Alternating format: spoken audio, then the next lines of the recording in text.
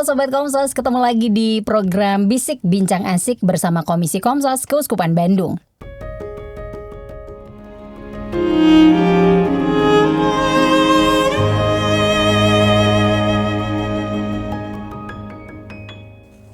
Oke, kok ada yang berbeda di sini ya Ibu Evi Wirya Sugata? Tahun baru, penampilan juga baru. Iya bener banget. Ini juga baru. Iya, ini ada Luce. Kalau di rumah Noni Luce udah lama ada. Kalau di Bisik aku baru sekarang nih pakai Luce. Dapatnya ya. Ini biasanya tuh settingannya Baki Cireng, tapi sekarang kita Bisik ada di sini Bu, biar beda gitu ya. Biar ada suasana baru. Biar lebih santai ngobrolnya, biar lebih santai rumpinya gitu kan ya. Bukan gibah loh kita ya. Bu, kita hari ini bakal ngobrolin tentang orang yang tidak bisa berkomitmen dan orang yang takut berkomitmen. Nah, perbedaan ini nih antara yang tidak bisa berkomitmen sama yang takut berkomitmen. Ada perbedaannya atau sebenarnya sama aja sih? Bisa sama, bisa enggak. Oh, bisa sama, bisa enggak, apa tuh? Biasanya orang yang takut berkomitmen bisa dilandasi karena dia tidak bisa berkomitmen. Tidak bisa berkomitmen itu kan biasanya karena dia sadar ya, ada beberapa handicap. Punya beberapa kelemahan, punya beberapa kekurangan. Kalau saya lakukan itu, saya ambil keputusan ini, saya tidak mungkin lakukan. Oh, dia menyadari itu. Dia menyadari itu. Maka dia bilang saya nggak bisa komitmen. Misalnya ada yang menikah dan sejak awal misalnya ya pengen punya anak. Sementara sebenarnya kalau dilihat garis secara medis ini bakal punya masalah A, B, C, D. Maka misalnya pasangannya nggak mau karena saya tidak mau menikah ayu tapi komitmen punya anak tidak ya. Kenapa? Karena saya melihat garis ini tuh bakal masalah. Oke, berarti gini, berbeda dengan orang yang takut menjalin hubungan pernikahan, berkomitmen ya dengan hubungan pernikahan, dengan yang tadi tidak mau berkomitmen kalau mempunyai anak. Bisa, analoginya gini, ada orang yang saya tidak mau komitmen karena saya punya kekurangan. Melihat misalnya kalau kita ambil contoh punya anak, dia punya beberapa kendala medis yang bisa membuat si anak bermasalah. Kayak ada penyakit keturunan dan lain sebagainya. Pokoknya punya riwayat lah, rekomnya ya. Nah, dia mungkin akan memilih mendingan gak punya anak ya. Daripada saya punya anak nanti menyengsarakan anak saya. Nah, tapi ada orang yang gak mau punya anak, komitmen tidak punya anak bukan karena dia punya masalah di situ, lebih karena gue gak mau pusing, gue gak mau ribet ngurus budak gitu. Tapi ingat ya, kita kalau misalnya kita di Katolik itu tidak boleh kita bilang kalau setelah menikah atau mau menikah tidak mau punya anak, ya kan? Harusnya tidak boleh, karena itu kontraproduktif. Oke. Nah, kalau misalnya ini Bu Evi, biasanya apa sih yang membuat seseorang itu tidak bisa berkomitmen dalam hubungan yang kelihatan jelas gitu? Apakah dia memang punya trauma tersendiri? Bisa ada trauma. Misalnya dia selalu di keluarganya loh ya, punya track record relasi buruk. Suami istri atau ayah ibunya tuh nggak bagus. Kakaknya ya hampir semua tuh pernah cerai gitu ya. Jadi dia kayaknya kalau saya ambil keputusan itu juga akan melakukan itu ya. Atau dia tahu, saya nggak tahu ya, contohnya perilaku suami yang baik dan bertanggung jawab itu seperti apa. Jadi kayak nggak ada role modelnya. Nggak punya role model. Nah, tapi bisa mungkin sebenarnya dia secara kemampuan punya ya, tapi sudah ada anxiety karena dia melihat pengalaman masa lalu, jadi overthinking. Kalau saya punya pasangan seperti ini, nanti begini. Kan orang gak ada yang sempurna ya. Iya. Tapi bisa dibawa atau bisa mempengaruhi hubungan sosial dia dengan kayak ke temennya, ke pertemanan, atau misalnya ke pekerjaan juga gak sih? Bisa kalau dia misalnya tidak bisa komit dengan waktu. Kalau dia janji nanti kita ketemuan jam 3 ya. Dan dia selalu datangnya 3:15, 3:30.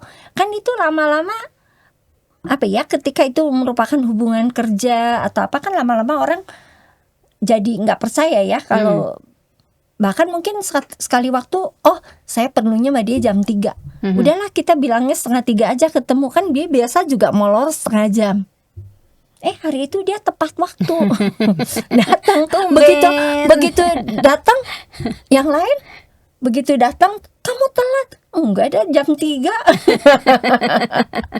Nah ya, jadi bisa mempengaruhi, tapi biasanya tergantung dari ketidakmampuan kita komitmen di dalam hal apa. Atau kita yang sensitif tuh masalah uang ya. Selalu ya, di mana-mana mah uang sensitif. Jadi misalnya dia pinjam, tapi nggak ada pernah punya komitmen membayarnya kapan. Punya 100 Ya 100 pinjam dulu. tapi nggak tahu udah akan dibalikin, nggak tahu enggak gitu. Nah maka kan sekarang ada pendapat lah ya dari orang, udahlah jangan minjemin, kalau mau bantu ya bantu aja seridonya. Iya. Daripada kita minjemin tapi berharap dibayar, tidak dibayar-bayar gitu, sama aja. Oh berarti kalau misalnya kasusnya yang seperti yang Bu Evi ceritain tadi, yang Ibu Evi obrolin, berbeda-beda ya, tidak bisa berkomitmen ya. Berarti bukan satu orang itu misalnya dia tidak bisa berkomitmen tapi mencakup semuanya gitu. Oh enggak, biasanya enggak. Ada orang yang tidak bisa komitmen dengan waktu. Tapi mungkin kalau untuk hal lainnya dia oke. Ya, ada orang yang enggak bisa komitmen dengan bayar utang. Ada kan?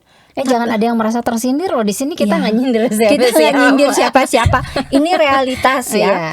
Nah, tapi untuk hal lain misalnya dia punya keluasan hati untuk membantu orang, itu jalan. Tapi jangan, kalau soal duit udah urusannya beda gitu ya. Nah, tapi ada orang yang apa ya, mungkin dia komitmen untuk punya pasangan, itu dia nggak berani. Tapi yang lain-lainnya jalan gitu. Yang paling menakutkan yang mana sih Bu? Semuanya menakutkan kalau kita lakukan ya. Misalnya kenapa dia nggak punya komitmen untuk punya pasangan? Karena dia punya pandangan yang sangat idealis.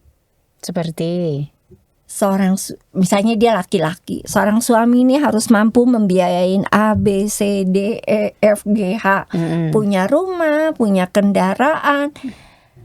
Nah dia nggak mencapai kemampuan di sana, maka dia nggak berani berkomitmen. Tapi ini bisa, kalau misalnya kayak gini tuh dia bisa berubah nggak sih orang? Bisa. Tapi hese? Enggak juga. Enggak juga, tergantung dari orang yang di sekitar dia support dia apa enggak ya. Yang kedua, dia menyadari nggak bahwa itu tuh sebenarnya menghambat langkah dia. Sebagian besar kan tidak menyadari ya.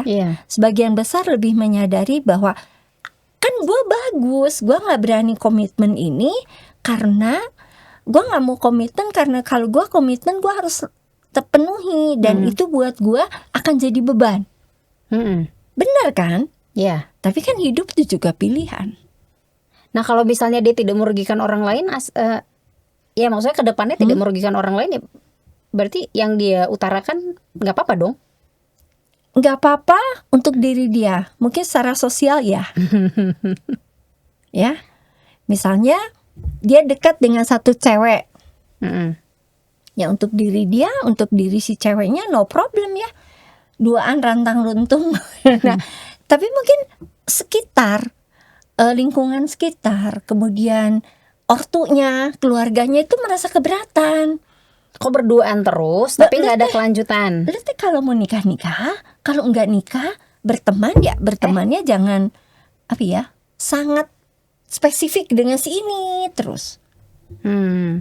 Jadi kayak HTI-an kali ya, hubungan tanpa ikatan gitu kesannya. Tapi padahal kan punya ikatan. Soalnya kalau HTI itu kan dalam benak saya itu ada singkatan yang lain.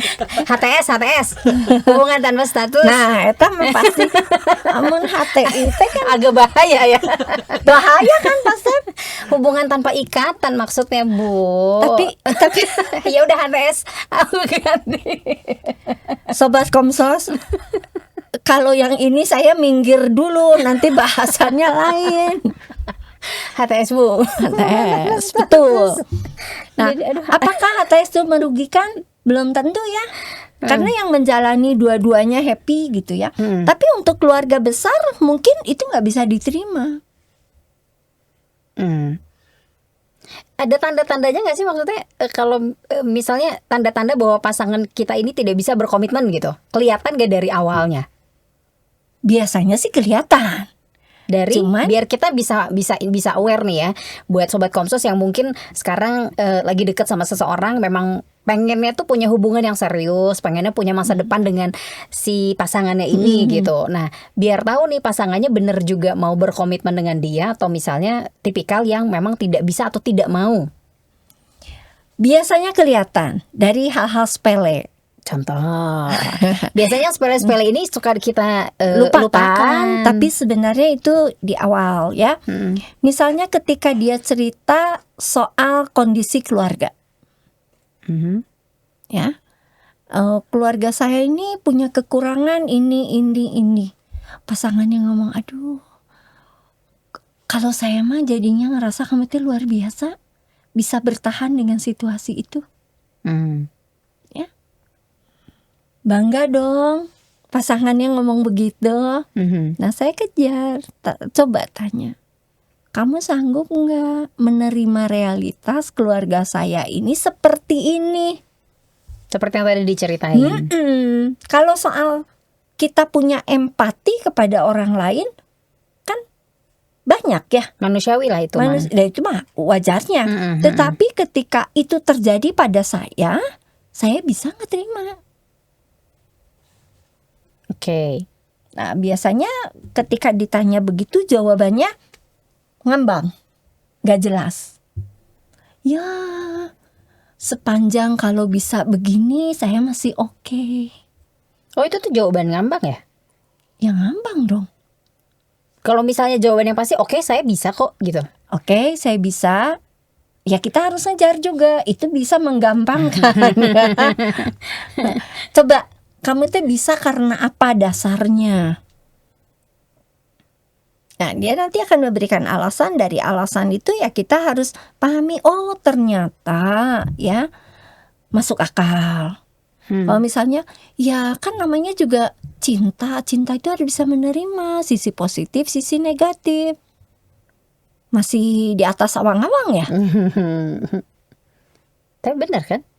Bisa menerima sisi. Tapi itu terlalu idealis, itu teori doang. Kenyataannya ketika sudah menikah nggak ada uang buat beli susu mah ribut kayaknya ya pasti ya. Dor-dar gelap. Iya. Itu nggak ribut gitu pasti. Nah jadi ketika ya itu yang saya bilang teori, dan kalau itu terjadi pada saya sanggup nggak menerima itu. Oke, ada ciri lainnya? Nah, yang kedua berikutnya ya sehari-hari dia ngambil keputusan, misalnya orang yang gampang sekali ngeiyahin atau gampang sekali nolak. Oh itu kan salah satu tandanya ya? Ya misalnya apa? Enggak, saya mah enggak. Kenapa? Udahnya, padahal bisa kan kamu? Ya enggak lah, ribet itu mah. Berarti kan dia nggak mau komitmen dong. Bukan karena ada ketakutan tersendiri bahwa dia bisa, tidak overthinkingnya ada gitu ya. Ada juga orang yang ngeiyahin terus menerus. Loh, itu kan nggak mungkin. Ya dulu aja. Bager teuing. Bukan, nanti kalau ditanya lagi, terus kamu bisa lakukan nggak? Enggak. Terus kenapa kamu janji? Ya sudahlah, supaya beres cepat. Nah kan, sebenarnya dia nggak mau komitmen, tapi menghindari konflik. Oh, jadi bisa diartikan kayak plan-plan juga dong, Bu. Betul. Oke. Nah ini harus jadi alert buat kita ya, ketika sebagai pasangan. Kita pacar kita gitu ya, mulai sering gampang ngeiyahin ini itu, pokoknya mah iya heula we gitunya. Nah kita ya harus sadar bahwa dia punya kecenderungannya seperti apa. Sanggup nggak saya bareng dia gitu loh. Atau mungkin gara-gara dia punya pengalaman masa lalu yang memang tidak mengenakan buat dia, yang akhirnya yang tadi yang Bu Evi bilang trauma dalam hubungan keluarganya tuh kayaknya nggak ada yang benar gitu, makanya dia tidak mau menjalani itu. Bisa. Jadi itu biasanya kan naksir, deket, tapi ketika sudah mulai lebih dekat, misalnya ortu pasangannya nanya, ini kalian tuh mau dibawa kemana? Mundur. Mundur langsung putus gitu atau mundur? Enggak, mundur teratur tapi lama-lama tak berkabar. Jadi ini dong apa, ghosting ya? Ghosting kan Bu kalau misalnya kayak gitu? Kalau ghosting mah ngalengit langsung. Oh ini mah ada mundurnya tapi teratur gitu. Pelan. Tapi lama-lama kayaknya nggak pernah muncul deh. Gitu. Kalau misalnya dikomunikasikan bisa ya? Caranya untuk mengkomunikasikan kebutuhan dan keinginan kita gitu harusnya dalam memang hubungan. Dikomunikasikan. Jadi itu kan ada keterbukaan. Kita juga bisa mengukur mana yang kita bisa penuhi, mana yang tidak. Nah di sini kan harusnya masa pacaran itu nanti kan mengolah diri ya. Nah ketika kita sudah ketemu nih, ini yang bisa saya lakukan, ini yang kayaknya berat. Nah kalau berat ini gimana solusinya? Apakah kamu mau mensupport atau tidak? Kalau oke lah kita saling support. Nah itu kan komitmen. Tapi bukannya kalau orang pacaran juga itu ini komitmen juga ya? Maksudnya harusnya kok komitmen. Ya kan? Kalau dia bisa pacaran, beda sih tapi ya. Beda. Sesudah Tanggung menikah jawabnya dengan beda, ya. Dengan pacaran kan lain. Pacaran itu bisa putus. Gampang lah ya, nggak ada ikatan apa-apa. Tapi kalau kita sudah menikah kan nggak segampang itu main bye. Iya benar. Nggak bisa dong. Iya. Apalagi sudah ada kucritnya. Iya betul. Ingatlah janji di altar. Walaupun diminusin apa? Dalam suka maupun duka. Minus cuci piring, cuci baju, setrika, nanya. Sama pekerjaan laundry. Iya. Boleh ditambahin nggak ya? Itu memang memberatkan sekali sih. Ada apa bu? Itu mah cowok-cowok. Cowok-cowok ya, cewek-cewek mah nggak gitu ya. Udah tanggung jawabnya. Nggak juga, banyak harusnya cowok-cowok juga gitu tau Bu. Emang cuci harusnya piring, cuci baju. Equal. Nah sebenarnya kalau misalnya kayak gitu ya, lebih menarik gini sih. Ada nggak sih satu orang gitu yang misalnya dia itu susah berkomitmen dalam segala hal? Ada nggak orang yang seperti itu? Ya entah itu dia takut berkomitmen dalam hubungan, atau tidak bisa berkomitmen dalam ucapannya dia gitu ya, dalam hal janjinya. Ada nggak sih satu orang yang menyebalkan yang seperti itu gitu? Kayaknya kalau di semua bidang sih nggak ada ya. Kalau menurut saya nggak mungkin lah. Sejelek-jeleknya dia pasti, misalnya sama anak atau sama ortunya, dia masih bisa dipegang. Cuman biasanya kan kita di dalam masyarakat ini yang lebih negatif ini yang dipegang. Bener gak? Oke, yang beredarnya begitu. Iya, jadi kalaupun dia baik, ada sisi baiknya, tapi karena banyaknya sisi negatif itu kan tertutup semuanya. Seolah-olah dia negatif semua. Misalnya dulu siapa gembong narkoba tuh, saya lupa deh. Ferry apa namanya, ada VV. Ferdi. Ya, itulah. Alah, saya lupa deh. Itu kan gembong besar lah ya. Tapi di mata anaknya dia ayah yang baik. Dia tuh gembong narkoba. Dia gak pernah ngajarin anaknya pakai narkoba, bahkan dia marah. Nah kan ya di sisi itu kan semua orang melihat dia jelek banget, tapi di mata anaknya kan tidak. Bisa mempengaruhi kesehatan mental gak sih? Kalau yang tidak bisa atau tidak mau atau takut berkomitmen ini sebenarnya Ya, sebenarnya kalau gak? ketika seseorang sudah tidak bisa berkomitmen ya untuk beberapa hal, ya dia kan sebenarnya sudah punya mental illness ya artinya ya. Karena hidup kita itu kan semuanya komitmen sebenarnya. Tidak hanya menikah, tidak hanya pacaran, bekerja pun kita komitmen. Betul. Ya. Hidup dalam keluarga kita pun kita komitmen. Sebagai anak pun. Sebagai anak komitmen. Ya, semuanya itu kan panggilan hidup. Panggilan hidup tuh buat saya punya komitmen.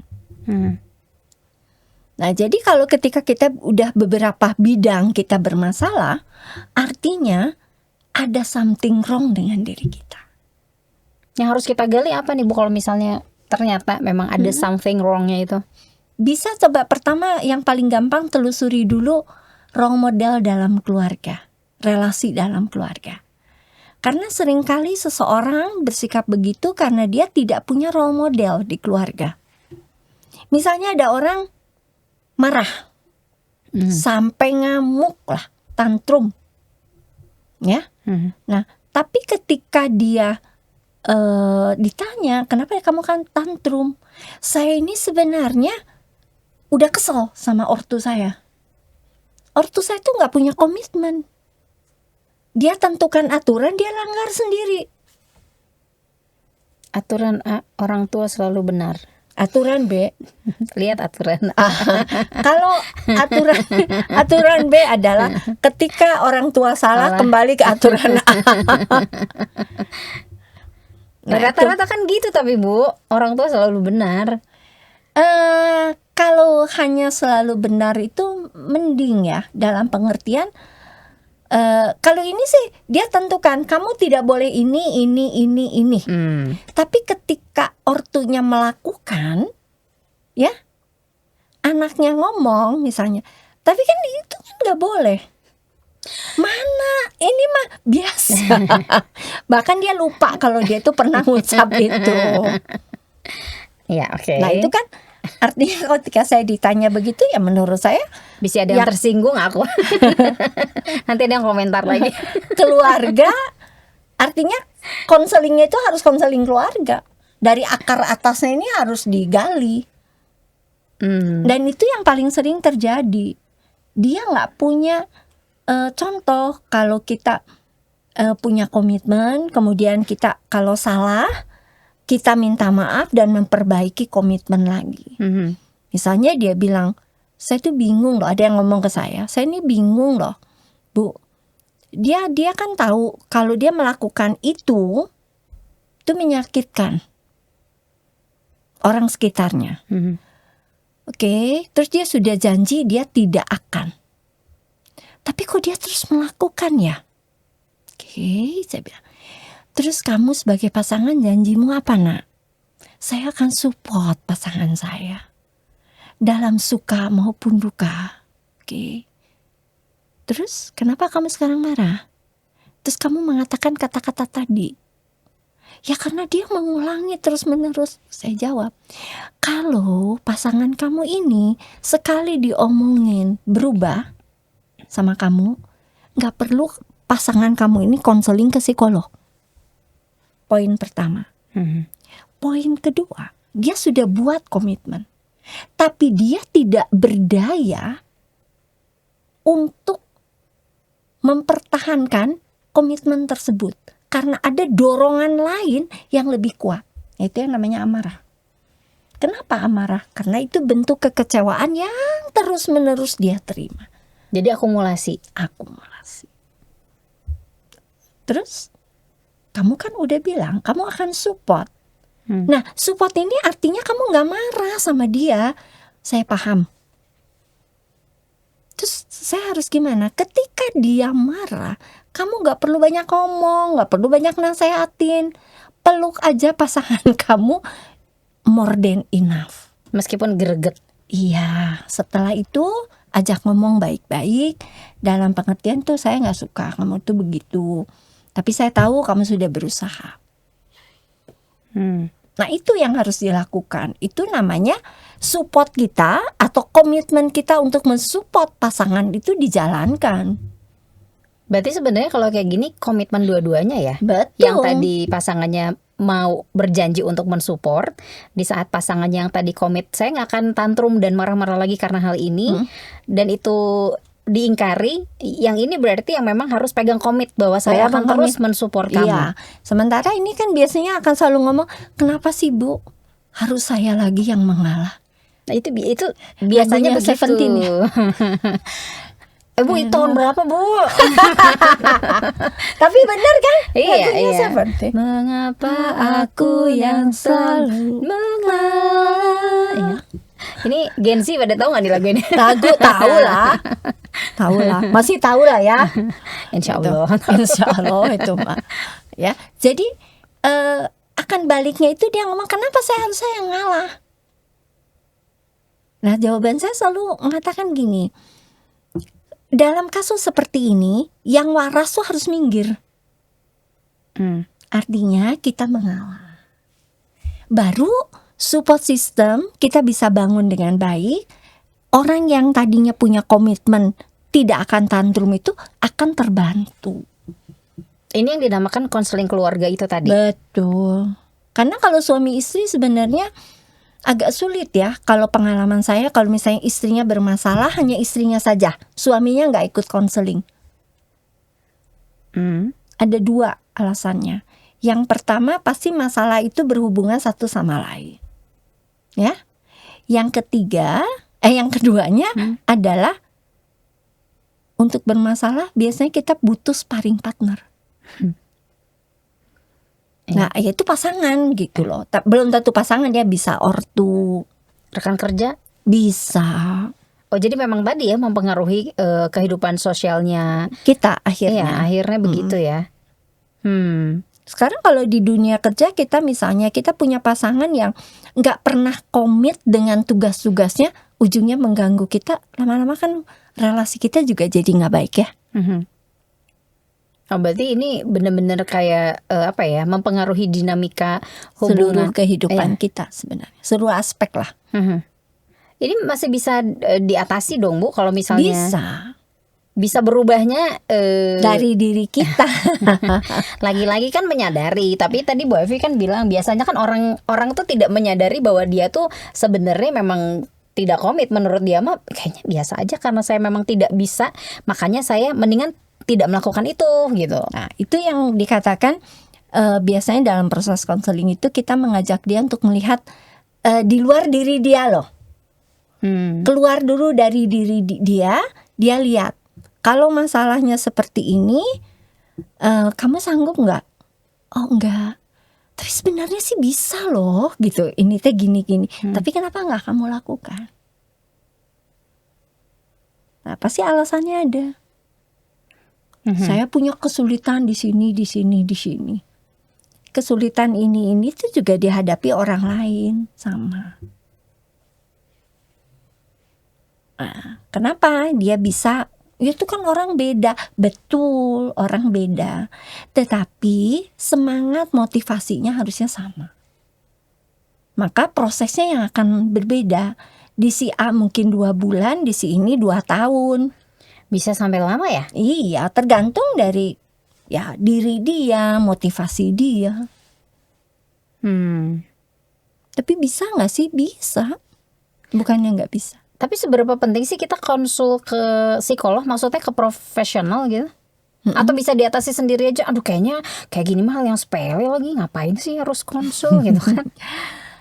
Boleh kita coba dulu ya, karena Tuhan juga memberikan kepada kita kemampuan ya.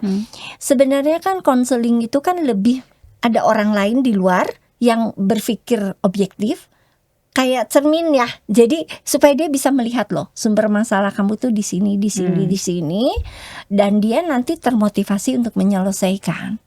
Jadi kalau dikatakan bisa nggak sih Bu? Bisa, ya. Cuman sanggup nggak saya bercermin? Kalau jawabannya tidak sanggup, ya lebih baik kepada profesional yang akan membantu memasang cermin di sekitar kita. Nggak akan dibilang lebay, masalah kayak gini doang, nanti aku disangka lebay loh. Masalah itu selalu gini, untuk si A lebay, untuk si B enggak. Untuk si C lebay, untuk si B enggak. Tapi mungkin untuk si B jadi lebay, untuk si A dan si C enggak. Jadi tetap beda-beda ya? Beda-beda. Semuanya tidak bisa diukur dengan cangkir kita, karena ukuran cangkir kita semuanya beda.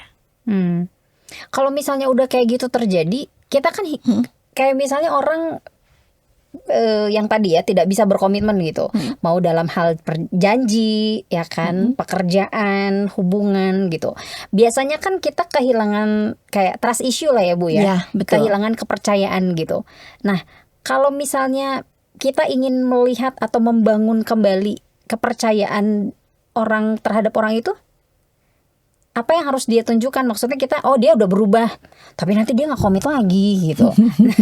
Biasanya gitu kan, aduh takutnya gitu deh. Trust issue itu selalu hal yang paling sulit untuk diatasi ya, karena itu biasanya melukai kepercayaan kita, ya.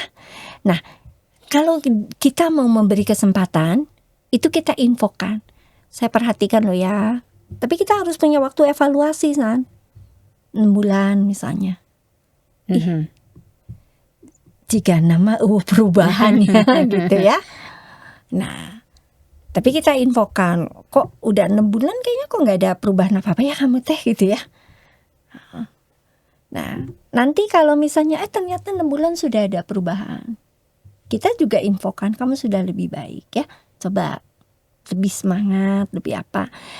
Cuman kita tetap harus juga siap bahwa dia pasti akan jatuh, pernah jatuh lagi. Tapi kita tidak boleh kalau dia sudah baik, misalnya 6 bulan jatuh sekali, terus kita tuh kan kamu mah nggak berubah. Nggak boleh begitu, karena orang di dalam prosesnya kan nggak mungkin mulus semuanya, termasuk kita. Biasanya kalau misalnya dibilangin kayak gitu tuh, orang yang tadinya mau berubah jadi percuma kan? Iya. Tapi normal ya begitu ya? Normal, karena dia kan nggak dipercaya. Tapi kita juga harus mengingatkan kepada dia. Misalnya ada seorang ayah yang nggak percaya sama anaknya, karena sejak SMP anaknya ngebohongin dia terus. Ya, nah waktu ketemu dia ngomong, kayaknya percuma deh Bu, saya mah nggak pernah dipercaya. Ingat ya, hal yang paling sulit itu adalah mengembalikan kepercayaan. Betul. Ya, tapi itu paling mudah dikhianati awalnya. Kamu bohong pertama kan enak kan, sukses. Iya. Terus sekarang kalau bapak kamu nggak percaya, kamu harus pandang itu bukan karena kepo atau apa, tapi lebih karena dia memikirkan masa depan kamu. Maka kalau dia tidak percaya, tidak boleh ngomel. Jawablah dengan perilaku kamu yang memang bertanggung jawab sekarang. Tapi membangun itu kepada orang tersebut juga sulit ya. Sulit, tidak nggak gampang. Debat dulu, apa dulu gitu. Tapi ya tetap saya komitmen. Aku pernah sih waktu itu ngalamin karena aku tuh orang yang dulu itu orang yang gak tepat waktu. Jadi waktu itu janjian sama temanku beberapa kali gitu, terus aku yang molor waktunya gitu kan. Oh ya udah 15 menit nih gue telat, tapi aku nggak ngubungin gitu, nggak ngasih tahu ke dia. Terus di saat kayaknya dia udah enek gitu ya sama aku gitu, terus dia bilang gini, pas aku telat hari itu, besok kalau misalnya kita janjian lagi, lo nggak datang jam 2 misalnya gitu ya, lo nggak datang jam 2, gue tinggal. Gue nggak mau tahu alasan lo apa dan lain sebagainya. Tapi di situ akhirnya menyadarkan aku bahwa oh iya ya, waktunya orang itu sangat berharga gitu. 15 menit itu mungkin dia atau kita pas janjian mungkin kita udah duduk makan, dia entah dia lapar atau gimana gitu kan. Dan di situ aku menyadari sih bahwa untungnya ya Bu ya, maksudnya di situ aku menyadari bahwa oh iya ya, aku tuh salah gitu di situ. Dan akhirnya aku mencoba untuk kalau janjian sama orang, kalau misalnya memang telat karena ada hal yang urgent gitu, aku minimal ngubungin lah, ngasih tahu, lu duluan aja deh ke tempat itu, sorry gitu. Betul, harusnya begitu. Ya, hal yang sama kan sebenarnya ketidakmampuan komit dengan apa janjinya ya. Itu kan sering ditunjukkan. Contoh janji konseling jam 1 gitu ya. Jam 1 lebih 5, jam 1 lebih seperempat. Nggak muncul-muncul ya. Macet. Ditanya, kita udah OTW kok Bu. Oh tunggu wae. Ya, tunggu wae. Nah, sudah akhirnya pertanyaan saya adalah udah sampai di mana? Udah dekat Bu, masih butuh 25 menit. Akhirnya setelah ketemu terungkaplah bahwa dia berangkat dari rumah jam 1:05. Baru nyampe di saya ya jam 2 ya. Sejam loh. Iya. Tapi tidak ada rasa bersalah. Seolah-olah ya tadi jalan macet, tadi jalan apa. Ya kalau namanya weekend ya ada macet-macetnya kali gitu ya. Nah itu contoh. Maka mohon maaf kalau di kita ini kan biasanya yang diperhitungkan itu kalau ada materinya ya. Bener gak? Iya. Hitungannya loh. Iya, jadi kalau itu ada kerugian, orang berpikir. Contoh, ada satu perusahaan yang menerapkan begini. Setiap kamu terlambat 20 menit itu harus bayar 20.000. Mau sejam boleh, berarti 60.000. Nah uangnya nanti digabung dari seluruh divisi untuk kesejahteraan karyawan. Misalnya ada yang sakit, beli apa. Kenapa itu dilakukan? Karena diomong, diberi sanksi udah gak mempan. Begitu pakai duit potongan mempan. Kenapa rata-rata begitu? Ada dulu yang harus kita keluarkan, baru kita menyadari bahwa itu adalah mungkin budaya kita ya, lebih ke kebiasaan lah. Selama tidak ada sanksi jelasnya, kita masih begitu ada sanksi jelas yang memotong terasa, nah itu baru. Tapi kalau relasi kan gak mungkin ya San ya. Misalnya seorang suami kalau tidak bisa komit ini bayar 5 juta gitu. Mikir kan ya.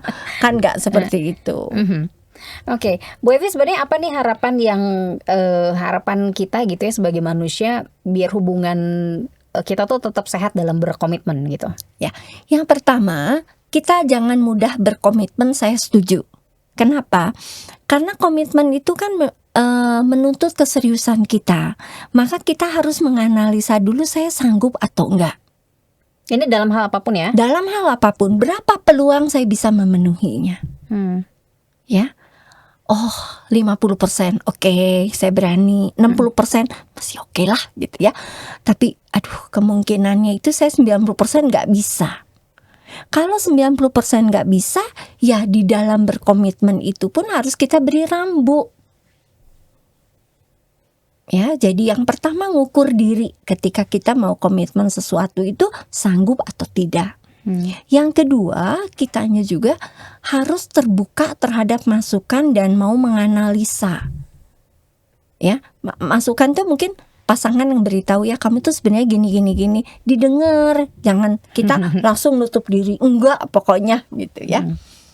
Ya kita harus analisa dulu, kalau saya lakukan ini apa sih dampak positifnya untuk diri saya dan sekitar. Kalau begitu banyak dampak positifnya, artinya kan ini sesuatu yang berharga untuk kita perjuangkan, untuk kita buat komitmen. Dan apa yang bisa kita pelajari atau yang bisa kita petik nih dari si obrolan kita pada hari ini? Ya, yang pertama bahwa ketidakberanian mengambil komitmen itu kan sebenarnya banyak dialami oleh banyak orang. Jadi kalau kita mengalami situasi ini jangan merasa kita beda sendiri atau kita aneh sendiri, ya. Yang kedua, setiap masalah ada solusi, termasuk juga hal ini. Ketidakberanian berkomitmen itu juga pasti ada sebab. Kalau udah ada sebab, pasti kita bisa mencari solusinya. Yang ketiga, bahwa hidup ini pilihan. Pilihan artinya komitmen. Maka mau gak mau kita akan selalu berkomitmen. Yuk mulai bangun kebiasaan untuk membuat komitmen yang sehat, komitmen yang saling support satu sama lain juga. Mungkin ini juga bisa kita ajarkan kepada anak sejak dini ya Bu ya. Betul, jadi kalau kita udah janji sama anak, so kamu cerita gak akan marah. Begitu anaknya ngomong, iya tadi tuh aku nyuri uang telepon. Apa? Langsung Lupa dengan yang Lupa. tadi nggak akan marahnya. ya.